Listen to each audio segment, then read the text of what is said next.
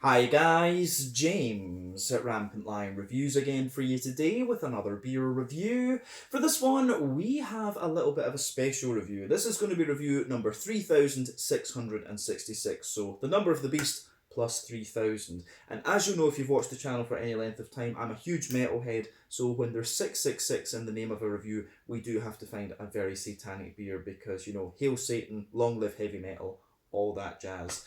But yeah, for this review, we have a beer that is very fitting, I think.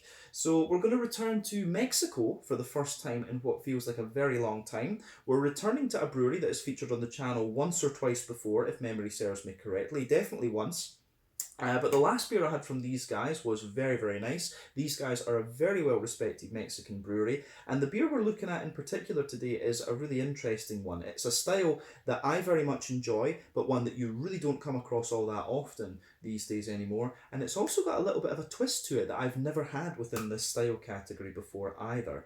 So, needless to say, I'm very, very curious to see what this one is going to have in store for us. Hopefully it's another good beer. Hopefully it makes for an interesting review. And as always, I hope that you guys enjoy my take on this one as well. So yeah, for this review then, we are going to go to the northwest of Mexico, to the state of Baja, California. We're going to go to Tijuana, which is pretty much right across the border from San Diego in California in the US. And we're going to have a look at another beer from Cerveceria Insurgente.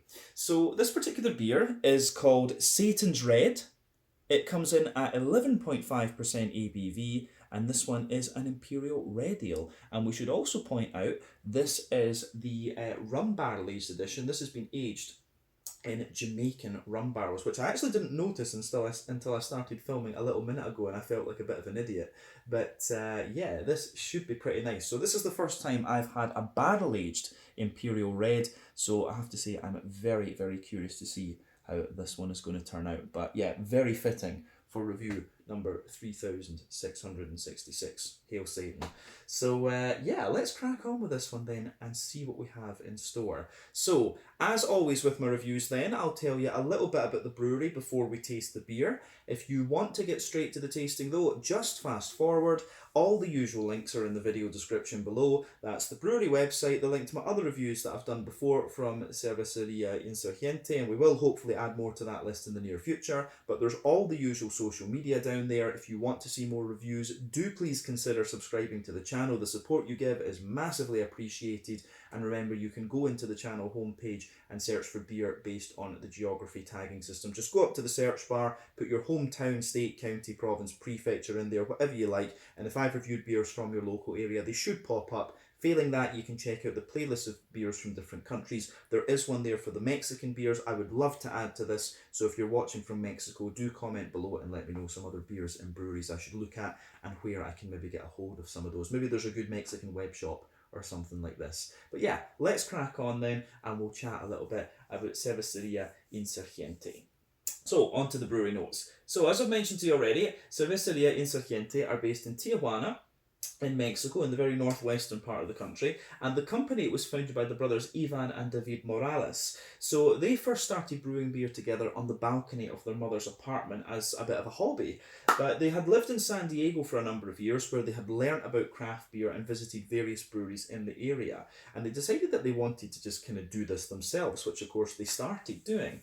But the brothers established their brewery officially in 2010. They were using a modified home brewing setup, but they then moved into a new facility that had a 15-barrel brew kit, which was adjacent to the apartment building.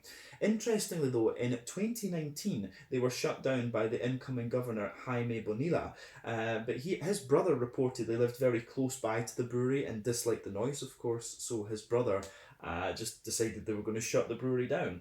But apparently the breweries in Tijuana are quite often subject to the will of different politicians who seem to change and invent permit rules every so often. So it makes it really difficult for the breweries to have any kind of stability.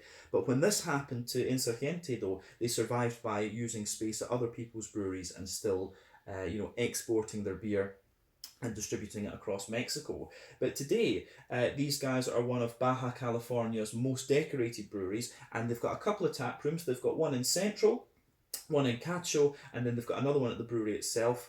And the one at the brewery actually looks very cool. It's up on 2 floors above the brewing space itself, so that's kind of quite interesting. The other 2 tap rooms are cool. The one at Cacho seems to have this nice big terrace and things if you go and look at pictures of it. So yeah, I think I need to go to Tijuana at some point and check out the different breweries down there. That would be very cool. But as I said, these guys are a very well respected Mexican brewery, one of the most decorated ones in the country from what I understand, and they're one of the first breweries to get their beers exported across the world actually. Like I said, I found this one in Copenhagen. But as of January 2023, when I'm filming this review for you, these guys have produced 225 different kinds of beer according to Untappd, and there are a whole variety of different styles in there. Different kinds of IPAs, barley wines, lagers, Imperial Reds like this one, you name it, Cerveceria Insurgente have done it so far. But yeah, that is everything I can really tell you about Cerveceria Insurgente for the moment. If you want to learn more though, you can check out the brewery website. You can follow them on the usual social media, Instagram and Facebook I think. And if you want to learn more about the different kinds of beer, I would recommend that you have a little look at the Untappd page and see all the different things that they've done. So yeah, let's crack on and have a wee look at this beer itself. So this one is, I forget what the American measurement of this is. It doesn't say in milliliters, but I think this beer is somewhere in the region of 650 milliliters in terms of its volume. I forget how many, it's maybe 18 ounces the Americans go on about, because they are using American measurements here. But yeah, like we said earlier, this is an 11% Imperial Red Ale. It's been aged in Jamaican rum barrels, which is the first time I've had a barrel-aged Imperial Red. So yeah, it's also got this nice wax top on it, which I don't know if you really saw earlier, but I made a little slice in this before I filmed the video. Otherwise, we would not be able to get it open, I can guarantee you that. But yeah, nicely presented this one. You can see the Insurgente owl at the bottom there, which is kind of cool. But yeah, the name, of course, when you translate from Spanish to English, just means like insurgents, so you get the idea. These guys were kind of breaking the trend. They saw themselves as breaking the trend of, you know, fizzy yellow lagers basically in Mexico. That was the whole idea.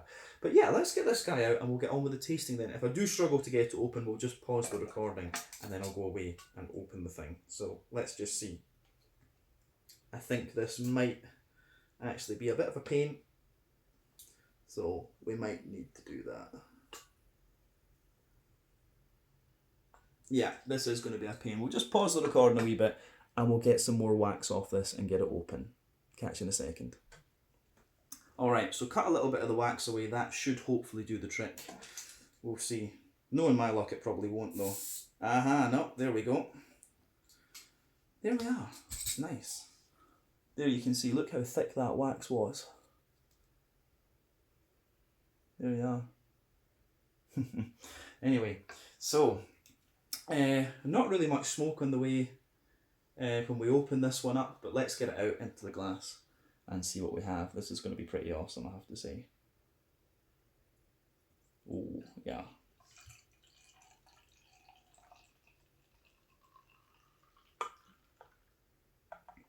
Oh yeah, I think that's good for the moment. But yeah, I can tell you I'm getting a little bit of whiff of this just as I pour it out, and it smells absolutely lovely. And it's poured pretty much as you would expect of an Imperial Red.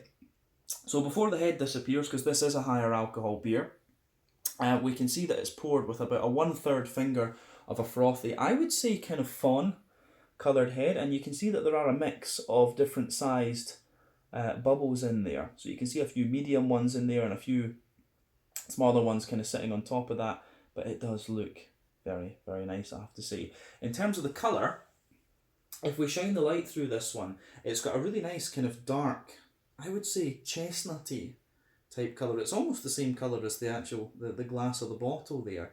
It does have a little bit of a kind of natural haze to it, which to me indicates that it's probably unfiltered. But yeah, when you shine the light through it, the edge has a little bit of a kind of nice dark sort of ruby tint to it. It's a little bit more of a kind of stained mahogany type colour, this one. So it's one of the more brown coloured Imperial Reds that we've come across. These beers, of course, the colour can vary quite a little bit, but there are 1 or 2 big bubbles sticking toward the side of the glass, a few little ones going up toward the surface there, and the head incidentally has just faded away to be a really nice kind of thin foamy layer, and you've got that ring around the edge of the glass. But yeah, one or two little wispy bits on the top of the head there, but overall it does look pretty nice, I have to say.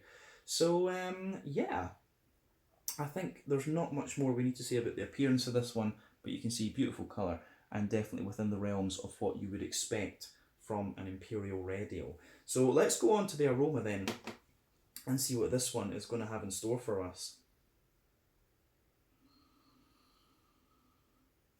Oh yeah, I have to say this one, you can smell the rum barrel right away with it, but there's a lot of stuff going on in the aroma here. So yeah, straight away you get a lot of nice kind of fruitiness out of it. It's actually quite a little bit more sort of citrusy and floral and things than I was expecting. So I have seen that this beer now, they release it in cans. I'm not sure of the exact volume of cans, but I saw an Untappd when I had a little look earlier on. The original Satan's Red is released in cans. I'm not sure about the barrel-aged editions right enough, but yeah, I'm not sure exactly how old this beer is. I just, as I say, found it in Copenhagen. But yeah, aroma-wise, this one's lovely. You can smell the nice woody backbone. It's got quite a big citrusy component to it. You've also got a good green component there. And of course the malty and caramelly notes that you expect of an Imperial radio. But let's try and break that aroma down for you and just describe it a wee bit more kind of in depth. So, aroma-wise, yeah, the backbone of the beer is absolutely that smooth, nice oaky character from the rum barrels. I've not had too many different kinds of rum, I have to say, but Jamaican rum for me is always very smooth and quite bright. So you can smell above the, within the wood, there's a little touch of vanilla in there. And you've obviously got the kind of spirit, you know, the sugar cane sitting on top of it.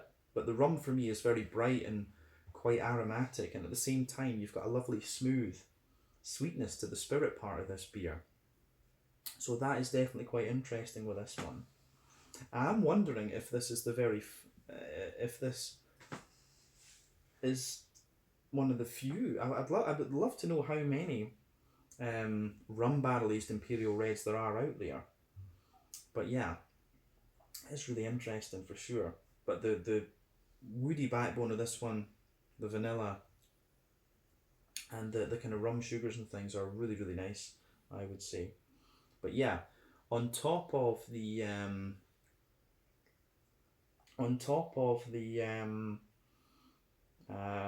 the barrel in this one, you start to get the things you expect from the barley malt. And I should point out this is it's only a barley malt that's in this beer as far as I can see. Yeah, Malta de Sabada, yeah, only barley malt in this one. So yeah, I guess, you know, in modern IPAs there's always the temptation to put wheat and oats and things in there, but this is only barley malt.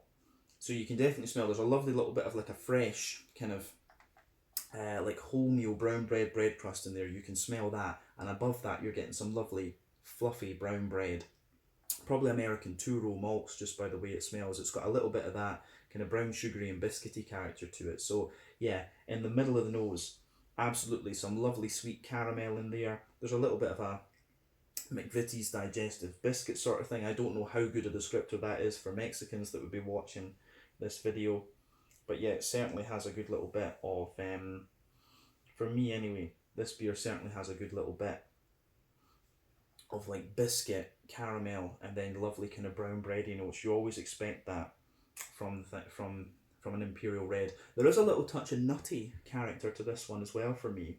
Maybe a little bit of pecan or almond or something like that, but it's a slightly smoother and sweeter nutty character that comes out of the beer. So yeah, but that of course all sits on top of the rum barrel aging, and I will say when it comes to the sweeter side of the beer, the malty side of things is really almost dominated a little bit by the barrel age, by the barrel aging. So yeah, that is very, very interesting for me. But I think that's everything we really need to say about the malty and barrel side of the beer. When it comes to the hoppy side of things, I'm surprised at how much of the hoppy character is retained in this one. I really, as I say, I don't know how old this beer is. But the last time I saw Insurgente in Copenhagen before now was maybe about, I think it was just before the pandemic, actually. I would need to check on the channel when I last did an Insurgente review. But yeah, on the hoppy side of things, there's a teeny little bit of earthiness in there, but there's a lot. I do get a lot of floral aromaticity out of this beer, and again, that's surprising because usually when you barrel age a beer, the hoppy character will drop out over time, but I'm still getting a lot of very bright floral aromaticity coming out of this one. At the front of the nose, you've also got a good little bit of a zesty, grassy character in there as well. So yeah, that is really, really interesting. But on the, I think that's everything we need to say about the green component of this one. And when it's a straight up Imperial Red, of course, there are red IPAs as well. These beers are probably relying a little bit on early edition hopping, so you should still hopefully have a good little bit of bitterness in this beer too. But I think that's everything, like I said, we need to say about the green component of this beer. So, yeah, on the fruity side of things, this is really interesting because you do have a little bit, you've got a little bit of red fruit in here, but you've also got quite a citrusy, zesty kind of thing. I do wonder, there's something that's telling me there's Centennial in this and maybe a little bit of Equinaut. Centennial, of course, gives you that big lemony, zesty character. Equinaut is more of a kind of limey note, and both of these are American hops. So I've got a feeling there might be at least one of those in there. But behind that, yeah, I think there's potentially a little bit of Chinook and Cascade in this one. There's a wee bit of pine resin starts to come out of the beer the more that you smell it, and there's a little bit of the grapefruit there. That tells me it's Chinook, but I'm also getting little bits of like a kind of figgy and sultana-y type note out of the beer, which makes me think it might be Cascade. I always like pale and guess the hops with these beers, but it's getting increasingly harder the further we go with craft beer because there's so many different hop varieties out there. But yeah, definitely some grapefruit in there, a little bit of sultana, and there's absolutely a little bit of grapefruit, sultanas, a little bit of a kind of maybe apricot-y, dry apricot-y note in there as well. And there's a wee bit of, quite bright red fruit. It's hard to place. Maybe a little bit of raisin, actually. It smells like a kind of bright red raisin. But yeah, it's got a little touch of that phenolic, cakey type note to it as well, which is interesting. But then, yeah, for me, there's quite a bit of citrus and zest on the front of the nose. Maybe just a little teeny hint of orange as well. So Amarillo was always a popular hop to use in these beers. But yeah, there's a lot of interesting things going on in the aroma of this beer. So as I always say, just take a wee bit of time and ponder it over before you actually have a taste of the beer. So yeah, this one is really interesting. The rum barrel kind of dominates it, and you get all the other things as subtleties, if you like.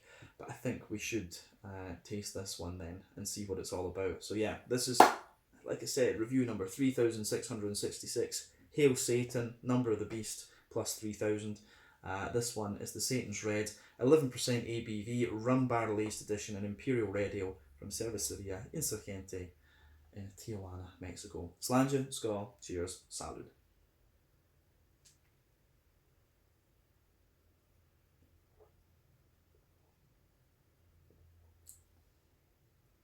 Oh yeah. That is nice. I will say, it actually, when you taste this beer, it really makes sense with the aroma of it really starts to make sense to you when you see how the flavour comes out. So this is a very, it leans very heavily toward the barrel, definitely. But then, the further into the aftertaste you go, and of course the more your palate will adjust to it, you'll start to get more and more of the Imperial Red flavours coming out. So yeah, it really does lean toward the rum barrel. I wish I knew how long they'd aged it for, because it doesn't say, and it didn't say on the Untappd when I looked either.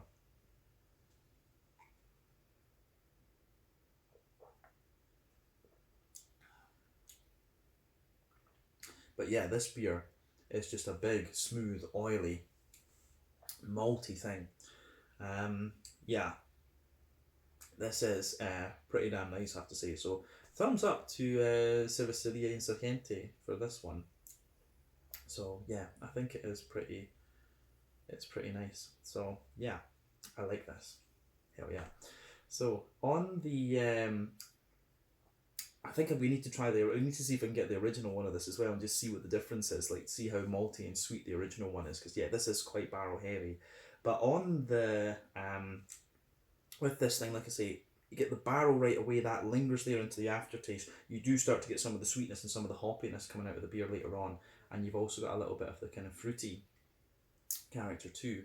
So yeah, let's just break this down and describe it for you as we always do. So middle third of the palate, then you've got that lovely smooth oaky character underneath. That forms the backbone of the beer. Toward the front of that middle third of your palate, you start to get a little bit of a kind of vanilla quality coming out of it. So yeah, that's from the wood itself. And then yeah, you have the layer of the kind of sugar cane. And the sugar cane, actually, it's kind of interesting. I get a little touch of toasty character in that, but it's also got the kind of brightness and smoothness that you expect of Jamaican rum. I mean, there are lots of countries are famous for their rum. You know, Panama, Guyana, Trinidad.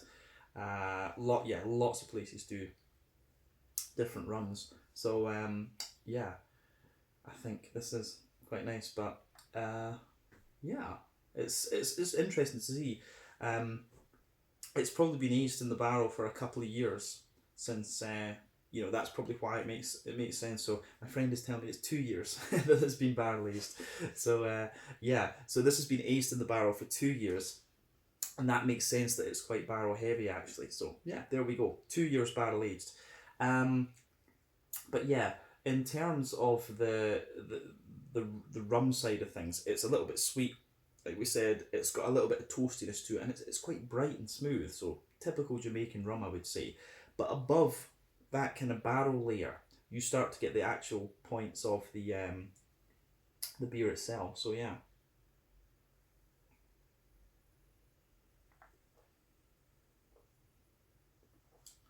So yeah, above the barrel, you can feel the malt coming out of the beer. So you've got a layer of like brown bread crust in there, and that actually it's kind of very subtle. So you get the brown bread crust layer, and it has a little bit of graininess which comes out the further into the aftertaste you go.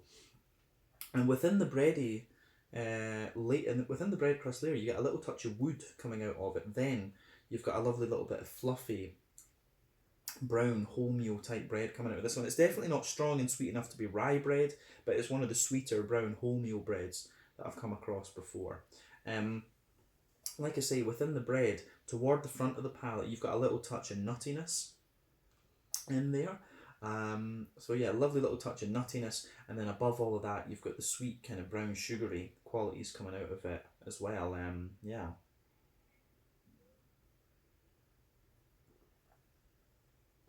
And at 11%, this beer is a little bit of a monster, we have to say.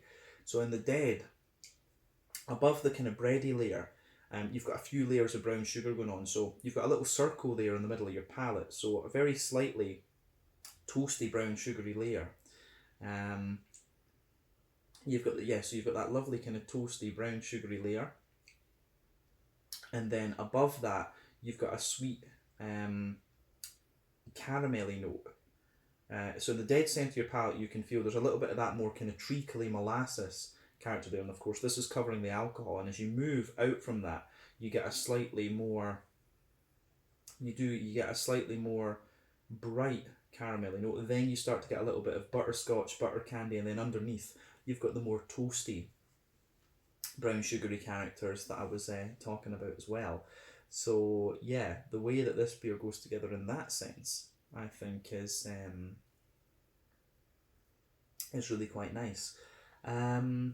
Yeah, so it's quite, the radio behind this one seems to be quite solid and quite straight shooting. It gives you what you would expect of the style, but then the barrel just adds a lot more depth to it. So there's a lot. The main complexity in this beer is in the middle third of your palate. But I think we've covered everything we need to say about that. Let's go to the back third of your tongue then. So the border region between middle and back third of your palate, you get a little bit of a kind of bready build-up in this one. So yeah, definitely a nice little bit of a kind of bready build-up in there, quite a sweet brown bread. The base of the back third of your palate is of course the barrel, but you can feel it's slightly drier. Remember, sweeter flavours come out a little bit further forward on the palate, the more dry and bitter flavours come out further back. So you can feel the wood is a little bit drier. You've also got the rum kind of layer above that, which is again a little bit dry and a little bit more toasty in a sense. Then you've got the bread crusty layer, which is more grainy and dry, but the kind of wholemeal brown bready layer is a lot taller and a lot more airy and things like that. And above that, for me, there's a little bit of an almost like kind of cakey layer coming out of this out of the beer. So and this is these are the yeasty characters, of course. So there's a little touch of a more dense cakey layer just sitting on top of the back third of your palate there.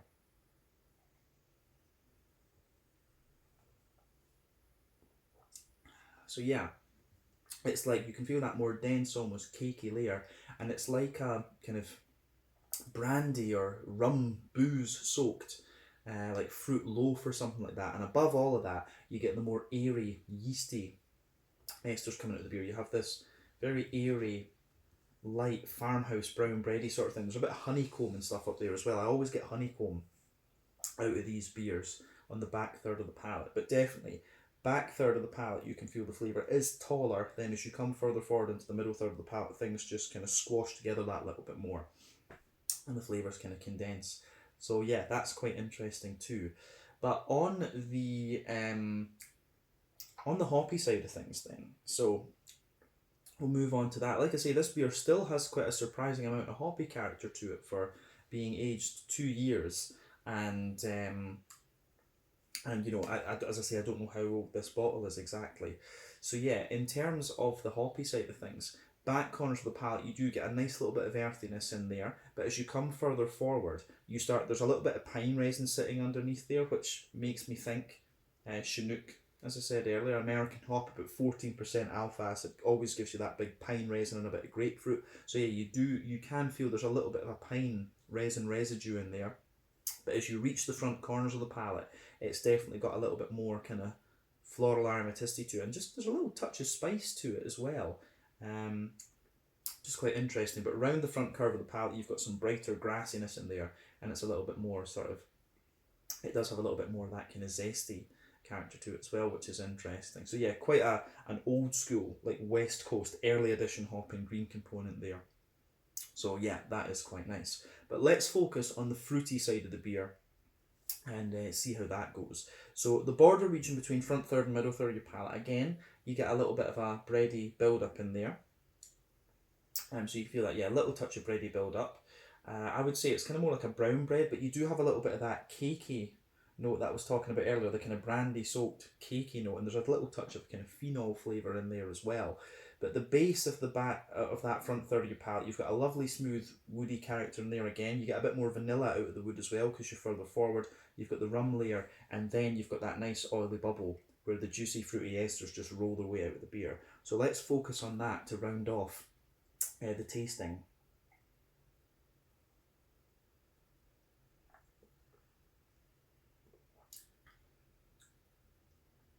So yeah, the flavour of this beer on the fruits. The fruits vary quite a little bit from the fruits do vary quite a little bit from the aroma, but some of them are still there too. So it's nowhere near as kind of citrusy and sort of lemon limey leaning as I thought it was going to be from the aroma, although there are hints of that there.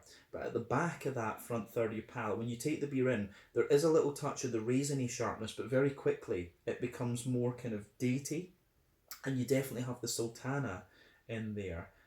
So yeah, there's a little touch of raisin, good little bit of date, little bit of sultana. As you move further forward, you do get hints of like a little, there's a wee touch of like dried apricot, dry banana, maybe a little tiny bit of like a dry banana or something like that.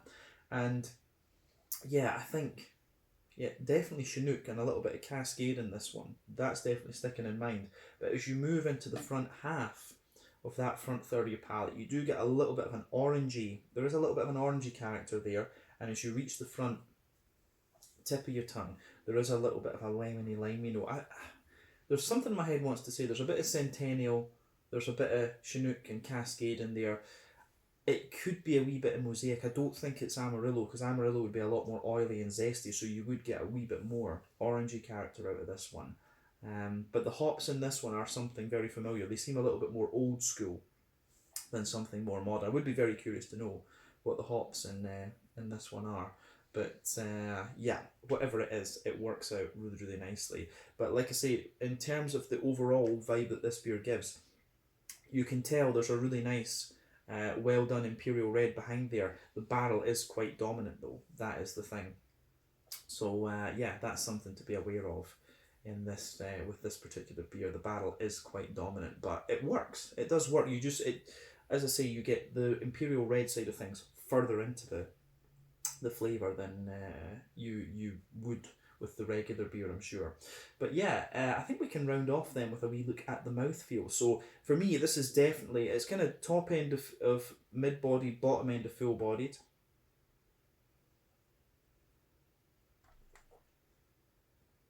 Carbonation is very, very smooth, for sure. You've got a lovely kind of slickness and oiliness to this beer as well, which is probably helped by the rum barrels. In terms of IBUs, this beer for me actually does retain a little bit of bitterness. I wouldn't be surprised if this was still like 50-ish IBUs, maybe a little bit more than that, maybe 60. To me, I still get a good little bit of bitterness on the sides of the palate here. So that is kind of interesting too. But like I say, the malty and barrel side of things, you've got this lovely smoothness in there. You've got a little bit of the booziness. The boozy character actually gives you a little bit more dryness the further into the beer you go. But you've got graininess, you've got big oily sweet characters in there, but yeah, it's the dryness of the barrel that really kind of lingers into the aftertaste with this one. The dryness of the barrel and the spirit really push their way out quite a lot in this beer. The fruity side of things, like I say, it's got a good little bit of phenolic character to it, a good little bit of dry fruit, but the fruity flavours overall are pretty oily in this one, and it does have just a little bit of that kind of nice zestiness to it. But yeah, overall, a really, really interesting beer. The first time I've had a barrel-aged Imperial Red of any description. And yeah, I just think this was really nice. So I paid 200 Danish kroner for this one. So that is probably about 300 Swedish, which is like 30 euros, and yeah, somewhere in the region of $30 for this bottle, I guess. But yeah, I just saw it and could not resist, which happens when I see Satan, you know, that's just how it goes. That's how he spreads his influence, you know. But yeah, I think this has been a really nice beer to review. A little bit of a special review, like I said, and definitely cool to return to Mexico to do some more reviews. So if you are watching from Mexico, please let me know some other beers and breweries that I should have a look at, and potentially where I could get a hold of those as well. And message me through Instagram or email me and tell me where we can find these. But yeah, we can leave it at that for this one. This was the Satan's Red Rum Barrel Aged Edition, an 11% Imperial Red Ale aged for 2 years in Jamaican rum barrels from Cerveceria Insurgente in Tijuana, Baja, California, in the northwestern part of Mexico. Thank you again for watching. Check out my social media, check out their social media. Let me know your own thoughts on this beer in the comments section below, and hopefully I will see you guys in another review very, very soon. But this was review number 3666. There will be another satanic one in 1,000 reviews time. Slange, skull, cheers, salud. Make sure you check out Cerveceria Insurgente.